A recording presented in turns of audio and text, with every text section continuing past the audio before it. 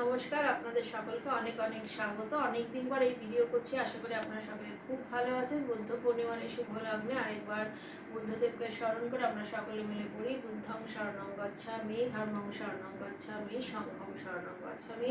তার চারটে আর্য সত্য বা তার অষ্টাঙ্গ নির্মাণ আমাদের জীবনে চলার পথে যেন অনেক বেশি পাথেয় হয়ে আমরা এগিয়ে যেতে পারি, সেই উদ্দেশ্যে এই ভিডিওর অবতারণা।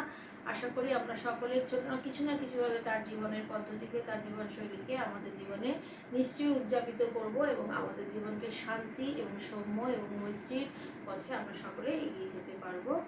এবং এইভাবে আমরা বুদ্ধ পূর্ণিমাকে স্মরণ করব, শুধুমাত্র তার দিনটিকে ছুটির দিন হিসেবে ঘোষণা না করে বা সেটাকে প্রতিপালন না করে তার জীবন পদ্ধতিকে আমাদের জীবনের সাথে আমরা একই সাথে এগিয়ে নিতে পারি, সেই উদ্দেশ্যে এই ভিডিওর অবতারণা। আপনারা সকলে খুব ভালো থাকবেন এবং আগামী দিনে আবার নিশ্চয়ই দেখা হবে অনেক বড় আকারে।